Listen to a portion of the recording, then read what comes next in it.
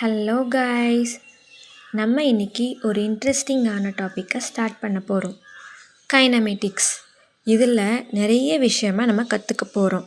ரொம்ப இன்ட்ரெஸ்டிங்கான டாபிக்னே சொல்லலாம்.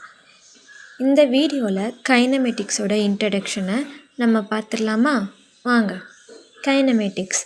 கைனமா அப்படின்னா மோஷன் அப்படின்னு சொல்கிறாங்க. ஒரு பார்ட்டிக்கல் மோஷனில் இருக்குது. அந்த மோஷனை நம்ம எப்படி ரெப்ரசன்ட் பண்ணுவோன்னு பார்க்கலாம். ஒரு 5 அத்லட்ஸ் இருக்காங்க. அவங்க ரேஸில் ஓடிட்டுருக்காங்க. இவங்க ஃபர்ஸ்ட் வருவாங்க, இவங்க செகண்ட் வருவாங்க, இவங்க தேர்ட் வருவாங்க அப்படின்னு நம்ம மேத்தமெட்டிக்ஸ் யூஸ் பண்ணி ரெப்ரசன்ட் பண்ணுவோம். ஃபார் எக்ஸாம்பிள், இவங்க 15 km/s இல்லைன்னா per hourல ட்ராவல் பண்ணுறாங்க அப்படின்னு நம்ம நம்பர்ஸ் யூஸ் பண்ணி அந்த மோஷனை டிசைட் பண்ணுறோம். அந்த மாதிரியான நிறைய விஷயத்தை தான் நம்ம இந்த டாப்பிக்கில் பார்க்க போகிறோம். அதாவது ஒரு ஆப்ஜெக்ட் இந்த இடத்துல இருந்து இந்த இடத்துக்கு மூவ் ஆகுது. அஃப்கோர்ஸ் நம்ம ஒரு ஃபோர்ஸ் தரதுனால தான் இந்த ஆப்ஜெக்ட் மூவ் ஆகுது. அது நம்ம நியூட்டன் செகண்ட் லா படி. ஆனால் இந்த கைனமெட்டிக்ஸில் நம்ம இந்த ஃபோர்ஸ் பற்றி பேச போகிறது கிடையாது.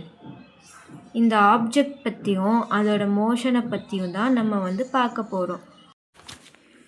இதில் ஒரு கான்செப்ட் சொல்லியிருப்பாங்க. ஒரு object rest motion. For example, நம்ம இப்போது ஒரு புக்கை நம்ம ரூமில் இருக்க டேபிளில் ப்ளேஸ் பண்ணுறோம்.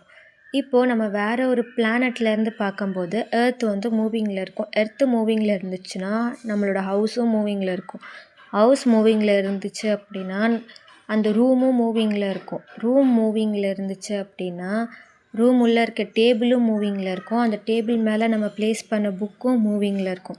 ஸோ அதை டிஃப்ரெண்ட் டைப்ஸ் ஆஃப் வியூன்னு சொல்லலாம். ஸோ இதை ஃப்ரேம் ஆஃப் ரெஃபரன்ஸுன்னு சொல்லலாம். ஓகேவா?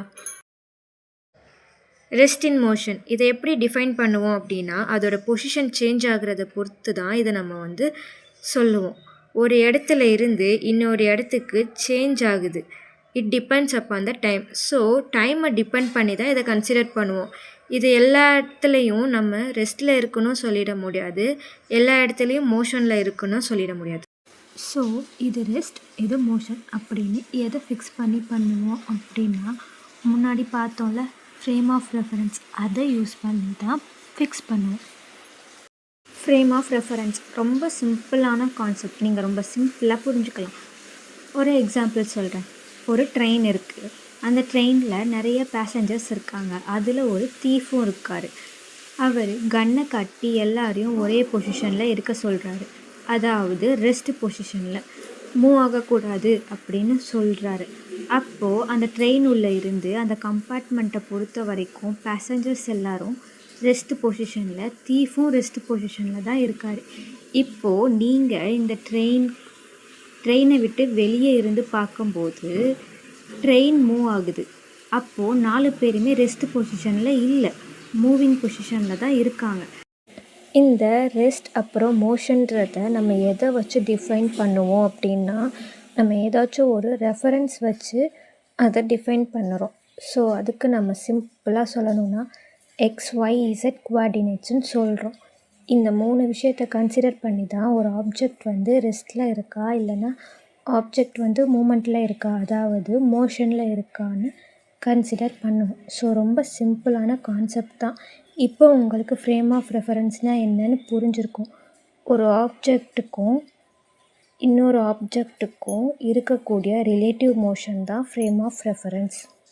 நெக்ஸ்ட் நம்ம பார்க்க போகிற டாபிக் மோஷன். மோஷன் அப்படின்னு சொல்லும்போதே நிறைய டைப்ஸ் ஆஃப் மோஷன்ஸ் இருக்குது. Translatory motion, linear motion, circulatory motion, rotational motion, oscillatory motion, vibratory motion, இந்த மாதிரி நிறையா டைப்ஸ் இருக்குது.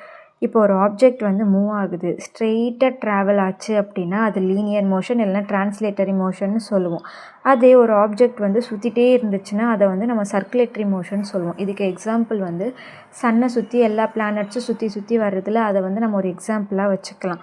ரொட்டேஷ்னல் மோஷன்னா ஒரு பாயிண்ட் ஆக்சிஸில் இருக்குது, அந்த ஆக்சிஸை டிபெண்ட் பண்ணி இருக்கிறது. அதாவது எக்ஸாம்பிளுக்கு இப்போ நம்ம ஃபேன் எடுத்துக்கிட்டோன்னா அந்த சென்டரில் இருக்க சர்க்கிள் அது தன்னை தானே சுற்றிக்கும். பேலன்ஸ் இருக்க அந்த 3 விங்ஸ் அந்த சென்டர் ஆக்சிஸை டிபெண்ட் பண்ணி தான் இருக்கும். ஆசிலேட்டரி வைப்ரேட்டரி மோஷன்னா என்னென்னா, ஒரு கிட்டார் எடுத்துக்கிட்டோன்னா அதில் நிறைய ஸ்ட்ரிங் இருக்கும். ஸ்ட்ரிங்கை ஷேக் பண்ணால் ஆசிலேட் ஆகும். ஆசிலேட் ஆகி சேம் பொசிஷனுக்கே வந்துடும். இதுக்கு இன்னொரு எக்ஸாம்பிள் கூட சொல்லலாம், சிம்பிள் பெண்டுலம்னு. சிம்பிள் பெண்டுலமோட கான்செப்டை கூட நம்ம இதுக்கு எடுத்துக்கலாம். ஸோ இன்றைக்கி நம்ம கிளாஸில் கைனமெட்டிக்ஸோட இன்ட்ரடக்ஷன் பார்த்தோம். ஃப்ரேம் ஆஃப் ரெஃபரன்ஸ்னால் என்னன்னு பார்த்தோம். ரெஸ்ட் இன் மோஷன்னா என்னன்னு பார்த்தோம். அதுக்கப்புறம் மோஷன்னா என்னன்னு பார்த்தோம். இந்த கிளாஸ் உங்களுக்கு பிடிச்சிருந்தா லைக் பண்ணுங்கள், ஷேர் பண்ணுங்கள், சப்ஸ்கிரைப் பண்ணுங்கள்.